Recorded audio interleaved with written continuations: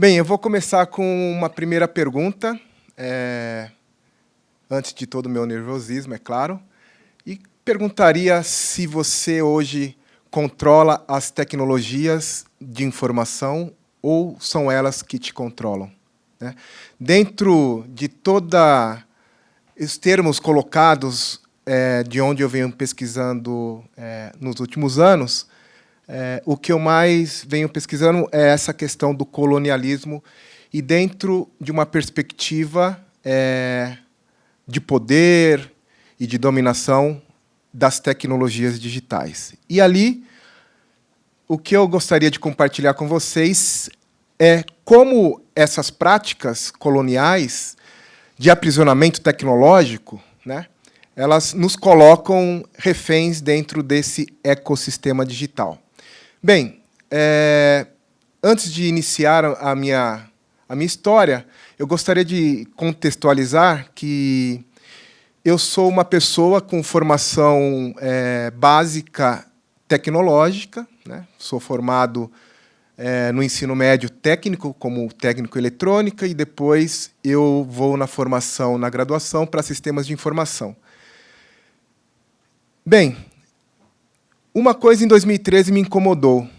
Em 2013, alguns documentos foram publicados por um americano chamado Edward Snowden, né? E esses documentos, eles apresentavam uma estratégia de uma agência de inteligência americana que realizava uma atividade que não me agradou. Era uma atividade de gravação em massa de todos os nossos rastros nas redes digitais. Bem, nesse momento, eu já também, além da consultoria técnica, eu já desenvolvendo o meu trabalho dentro da docência, na perspectiva de continuar evoluindo na docência, eu comecei a refletir sobre esse problema e vi que apenas com o meu conhecimento técnico eu não conseguiria entender toda essa complexidade que hoje vários pesquisadores estão tentando se debruçar para compreender esse fenômeno. Não existe um nome ainda definido, né? Eu utilizo hoje ele como colonialismo digital, mas alguns pesquisadores também tratam como colonialismo de dados, o capitalismo de vigilância, e tudo está baseado no que o Snowden falou em 2013, na quantidade massiva de dados, sobretudo de comportamentos pessoais, que nações tecnologicamente desenvolvidas vinham praticando. E aí eu via que tecnologicamente não vai dar, então parti para a evolução da minha formação para a área de ciências humanas e sociais. Então, ali parti para o mestrado e, recentemente, concluí o meu doutorado e sou doutor em ciências humanas e sociais dentro de vários conflitos que puderam surgir desde este início dessa jornada. Muito bem. Para compreender isso, eu tinha que resgatar, porque como essas nações tecnicamente desenvolvidas, elas puderam ter tanto poder que proporciona um mecanismo que modula vários de nossos comportamentos diários. E esses comportamentos não são só os pessoais, né? Eles também acabam refletindo para comportamentos profissionais.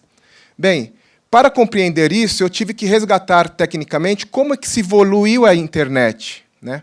Então, a internet, para quem ainda não sabe, né, o termo ele surge da junção, né, do termo net, que significa rede, né? Então, as redes elas começam a surgir e tem um grande investimento na Segunda Guerra Mundial como um mecanismo, uma técnica, para que a gente pudesse transferir arquivos remotamente, né? Já existiam formas de comunicação remota, como o telefone, mas existia ali a necessidade para suprir uma necessidade que surgiria anos depois, né? E isso foi sendo investido, sobretudo, por financiamento estatal, né? E isso perdurou ali até fortemente a década de 80, né? Onde existiam vários centros de pesquisas, cada um fazendo a sua pesquisa de qual tecnologia era possível fazer essa transferência de dados. Então, existiam lá tecnologias pela linha telefônica, tecnologias por satélites, por micro-ondas, né, radiofrequência. Bem, até esse momento, o final da década de 80, existia ali um grande investimento, como eu falei, estatal, né? A partir da década de 90, essa estrutura ela foi vista com bons olhos, sobretudo para suprir alguns problemas que existiam naquele momento de recessão econômica, né? E essa infraestrutura ela acabou sendo apropriada por corporações. E ali, concluindo, né, a minha lógica de definir a internet, né, como sendo redes, e aí por tecnologias diferentes, e aí surgiu um termo internet, que juntava a net com o inter, que era a interconexão dessas tecnologias diferentes, né? Então, em termo internet, ela representa isso. Bom, então, a partir de 90, o que aconteceu? A internet ela se torna privatizada, então ela recebe um investimento muito grande privado, né? E ali as coisas mudam, e ali começa aquelas questões que em 2013 me incomodavam, elas começaram a ficar mais claras para mim. Então, vamos começar a entender esse processo e o que eu venho apresentar para vocês hoje. Então, toda essa infraestrutura colocada de comunicação, que prioritariamente ela se deu na utilização das vias telefônicas, né, porque já eram estruturas que já alcançavam pontos periféricos, né, ela recebe uma camada, a telefonia ela recebe uma camada lógica, que permitia que serviços de comunicação digitais pudessem percorrer por essas vias. E isso permitiu que as tecnologias proporcionassem uma nova perspectiva dentro da economia, né? E se somando a tudo que já tinha resolvido como meios econômicos, surge uma possibilidade por meio da economia informacional, né? Então, a economia informacional ela acaba sendo potencializada nesse momento, ela foi vista com bons olhos, por isso que a gente teve vários investimentos nesse momento, e hoje ou se tornou o principal ou a principal prioridade do mundo. Por isso que, neste ano, nesse TEDx, a gente tem várias abordagens do termo da utilização dos dados, né? Então, a informação ali ela se torna a principal matéria-prima do que antes muda-se todos os paradigmas ali até então, né? Porque antes você pensava em economia possuindo ali meios de produção, terras, a exploração do trabalho, enfim, né? Braçal, humano, e ali você já criava um novo modelo de negócio, né?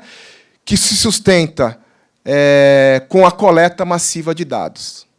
Bem, aquela primeira pergunta que eu falei, se você domina a tecnologia da informação ou se ela te domina, ela começa a ser mais clara. A partir do momento que a expansão da internet ela se dá ali na década de 90, ou de 2000, perdão, já no novo milênio, e empresas que lá no início da internet tiveram um investimento inicial com o termo startup, que surge ali na Carolina do Norte, sobretudo, né, ela começa a surgir com empresas que hoje se tornaram, e tem um termo chamada de Big Techs, e que hoje elas possuem ou têm o poder de modulação de nossos comportamentos, né? Então, como é que se deu isso, né? Então, a tecnologia permitiu que o acúmulo de dados, né, o que a gente tem como limitação humana, né, de limitar dados, e o que a gente tinha até então, uma limitação de espaço, porque tudo que era gerado de conhecimento ficava em bibliotecas, ficavam ali em arquivos mortos, o digital ele eliminou qualquer tipo de barreira física e expandiu e criou ambientes sem limites de armazenamento de dados. Só que esses ambientes de armazenamentos, que hoje são chamados de Big Data, né, eles não armazenam apenas dados técnicos. O que seriam dados técnicos? Registros, por exemplo, num sistema financeiro de de transações ou de vendas. Não. Hoje eu não posso considerar Big Data apenas com dados técnicos. Os Big Data são grandes bases de dados de comportamentos pessoais. E aí a gente tem um grande problema. Se vocês pararem para pensar, vocês vão perceber que o maior volume de dados é o de comportamento pessoal. Porque aquelas empresas que, na década de 90, receberam financiamento estatal para que elas surgissem como startups, hoje são as maiores empresas e as maiores marcas de tecnologia. Tá? E qual que é a riqueza dessas empresas? Elas não produzem dados. Elas armazenam dados. E que tipo de dados? Os produzidos por nós, cidadãos. Né? Então, se você parar para pensar qual que é o volume de dados que uma dessas grandes corporações possui, fui um pouco além e agora eu voltei muito, estou aqui. As grandes empresas, as chamadas Big Techs, elas têm a capacidade de armazenar pelo menos 1.200 petabytes de dados por dia do que nós geramos. Então, criam-se ambientes de aprisionamento e de fidelidade, o que a gente estuda esse fenômeno como lock-in, né, aprisionamento. Então, dificilmente uma pessoa que utiliza uma tecnologia, uma marca, ela tem tanta facilidade de mudar para outra marca ou outra tecnologia, porque hoje a nossa vida está toda entrelaçada com essas corporações. E vivemos num mundo interessante, onde a gente procura soluções para os nossos problemas dentro dessas plataformas. Então, se eu quero, por exemplo, emagrecer, eu vou achar um aplicativo que me permita, ou que, pelo menos, me estimule a emagrecer. Se eu quero aprender um idioma, a primeira coisa que eu vou verificar é se existe um aplicativo que me permita aprender um outro idioma. E isso eu poderia ficar aqui uns 10 minutos dando vários outros exemplos de como a gente se torna, ou o primeiro olhar nosso é para um aplicativo que possivelmente, de uma forma suave, entrará nas nossas vidas com um único objetivo: capturar nossos comportamentos. Bem, para vocês terem uma ideia do volume do que a gente cria ainda, por dia, 5 bilhões de vídeos e fotos são compartilhados pelo Snapchat. Ainda, mais de 333 bilhões de e-mails são enviados por dia. E o Skype, que se tornou uma ferramenta importante no momento pandêmico, tem 3 bilhões de minutos de chamadas em um único dia. Tá? Então, é necessário que a gente utilize as tecnologias, primeiro, entendendo qual que é o objetivo dela. E nisso eu preciso questionar o porquê eu estou fornecendo determinados dados para determinadas finalidades de aplicações ou sistemas. Então, por que eu estou inserindo uma foto num aplicativo que é para aprender um idioma, por exemplo? Existe essa necessidade? Né? Hoje a gente confia plenamente na tecnologia e, por isso, que a gente acaba fornecendo os dados sem questioná-los. Eu trouxe essa imagem ela retrata... Eu poderia também tratar, gente, essa questão de coleta de dados em várias perspectivas. Né? O colonialismo, eu também poderia trabalhar em diversas perspectivas. Né? Um colonialismo cultural, por exemplo. Né? Mas eu vou trabalhar dentro desse contexto de vigilância. Vivemos num ambiente onde somos vigiados a todo momento. Se pensarmos no que a professora Bianca trouxe, numa cidade inteligente, as primeiras tecnologias que são empregadas nesse ambiente são as tecnologias de rastreamento humano. São as câmeras. É o primeiro recurso que é colocado como prioridade dentro de uma Smart City. Bom, então, defino, basicamente, esse ambiente de controle e de modulação comportamental, porque as empresas ou as nações que possuem tecnologias altamente desenvolvidas, ou mais desenvolvidas, sobretudo com os países menos desenvolvidos, elas têm o poder, porque a retenção do poder hoje, ou esse grande poder, ele está baseado não mais somente em armas, mas hoje a capacidade de uma nação compreender e entender os passos de outras que não possuem o desenvolvimento tecnológico bem apurado. Então, na minha perspectiva, entendo que o colonialismo digital ele pode ser analisado a partir da prática do aprisionamento tecnológico, e aí, voltando na internet, né? Além de você ter infraestruturas que antes eram de telefonia e eram estruturas, algumas delas investidas pelo governo estatal, né, ou pelo Estado, hoje elas são infraestruturas privadas.